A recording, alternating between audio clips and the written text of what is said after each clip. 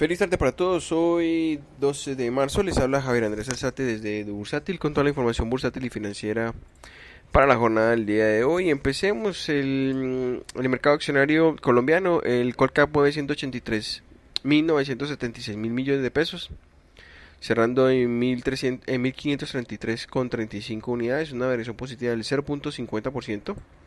Por su parte, el petróleo de referencia WTI cierra en $57.18, una variación positiva del 0.69%. Por su parte, las acciones de mayor volumen el día de hoy tenemos a Nutresa, solo Nutresa, de los 183.000 millones de pesos que se movieron hoy, 101.000 son solo de Nutresa, cierran 26.120 pesos por acción, una variación positiva del 0.62%, seguida de Ecopetrol, como la segunda acción de mayor volumen el día de hoy, que cierran 3.230 pesos por acción, una variación positiva del 0.94%, y el Colcap, que es el ETF que replica el movimiento de todo el índice, cierran 15.512 pesos por acción, una variación positiva del 0.60%. Por su parte, las acciones de mayor pérdida en la jornada del día de hoy tenemos a Fabricato, con un volumen de 29 millones de pesos, cierran 7 pesos con 50 centavos, una caída del 4.46%. Seguía el Cóndor, la segunda acción de mayor pérdida el día de hoy, cerrando 1.205 pesos por acción, una caída del 3.21%. Y Canacol Energy es la tercera acción de mayor pérdida el día de hoy. En ese orden de ideas, ¿cuáles son entonces las acciones de mayor ganancia para esta jornada? Pues bueno, muy seguramente, y para las personas que especulan, esto es una grandísima noticia, una muy buena noticia. La ETB es la acción que más sube el día de hoy con un 11.88%, con un volumen de 700 millones de pesos, al cerrar en 226 pesos por acción. Mientras tanto, con concreto, la segunda acción de mayor volumen. Hoy gana mi tío, es que mayor volumen. Pues con concreto mueve tan solo 350 millones de pesos el día de hoy. Pero bueno, de todas formas, importante. La segunda acción de mayor ganancia cierran una variación positiva del 7.79%, al cerrar en 415 pesos por acción.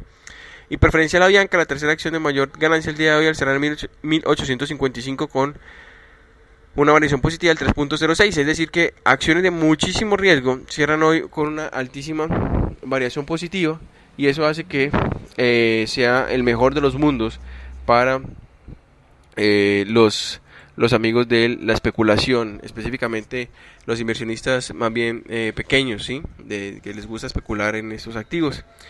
Sin embargo, como les digo, en la medida que las acciones sigan teniendo un buen desempeño, vamos a ver y vamos a escuchar a las firmas comisionistas empezar a recomendar las acciones colombianas, cuando ya el índice de Colcap ha tenido durante todo este año un desempeño por encima del 15%.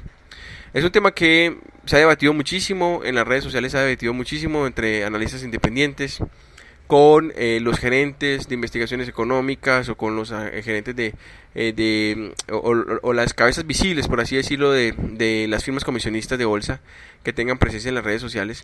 Se ha hablado muchísimo cómo muchas veces y en ocasiones llegan tarde a las recomendaciones. ¿Por qué? Pues porque simplemente se dedican a replicar el índice, pero eso es un tema pues que tiene también su razón de ser. En ese orden de ideas, el dólar, ¿qué pasó el día de hoy? La TRM vigente para el día de hoy, 3.168,35. El FIX que se formó el día de hoy, 3.153,25. Es decir, que la TRM para mañana caerá aproximadamente 12 pesos. Por otra parte, el monto negociado el día de hoy es bastante bajo, 761 millones de dólares en 1.325 operaciones. Los datos estadísticos intradía tenemos: apertura 3.160, tasa mínima 3.143,05, tasa máxima 3.167,50 y la tasa de cierre 3.147,50, la misma tasa, casi muy cercana a la tasa del mínimo.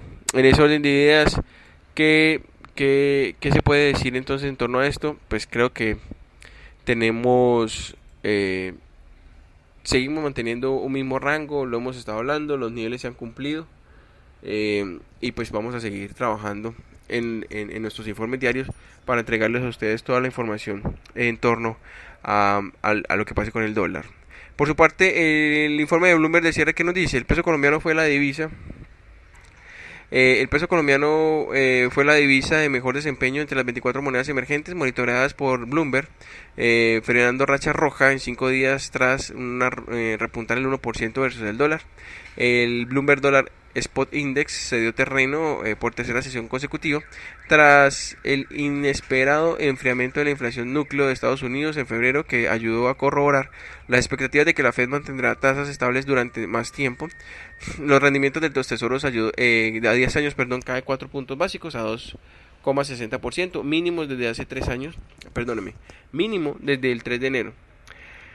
La mezcla del WTI se encumbró a máximo de más de una semana en medio de un optimismo sobre el efecto de los recortes de la producción de Arabia Saudita y el reciente debilitamiento del dólar estadounidense. En América Latina tenemos el peso argentino cayó versus el dólar por cuarta jornada consecutiva, pese a los esfuerzos del Banco Central de la República Argentina para defender el tipo de cambio.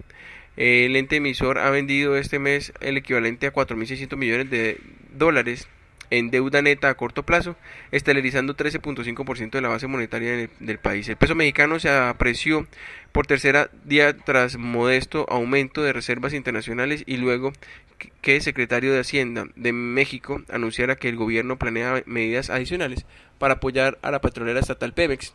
En la parte macro, el Ministerio de Hacienda y Crédito Público el día de hoy subastó 350.000 millones de pesos en TES de corto plazo, TCOs, con una tasa de corte al 4.72 y una demanda total de 5.65 veces el monto ofrecido.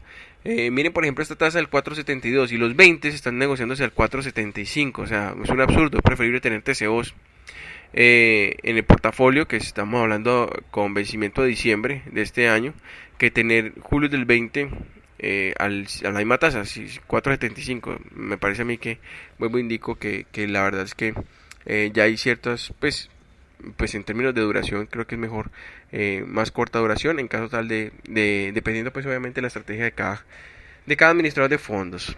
En la parte internacional tenemos que el Parlamento británico endilgó un nuevo revés político a la primera ministra Theresa May al rechazar hoy de nuevo una versión de su plan del Brexit con un 391 votos en contra y tan solo 242 a favor. El rechazo de la propuesta sumerge al Reino Unido en una nueva crisis política y abre la posibilidad de que la ruptura con la Unión Europea con una fecha límite del 29 de marzo se retrase o incluso se revierta. Con el acuerdo casi muerto, luego de que 2 años de trabajo y negociaciones con partidos políticos y autoridades de la Unión Europea, el Parlamento probablemente votará para posponer el Brexit a finales de esta semana. No obstante, los legisladores, incluidos algunos del propio gobierno de May, probablemente intentarán maniobrar para obligar al gobierno a deshacer planes del Brexit y comenzar un proceso nuevamente.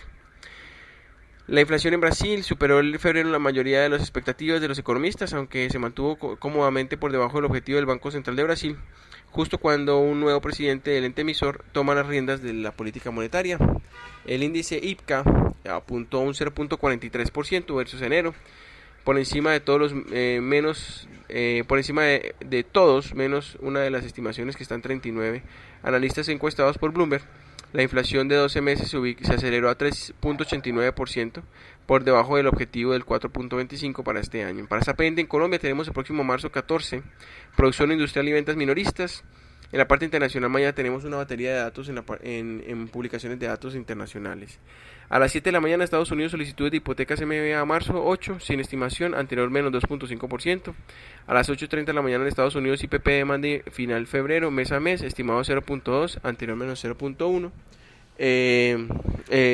A la misma hora tenemos Estados Unidos órdenes de bienes duraderos en enero preliminar, estimado 0.4 negativo, anterior 1.2.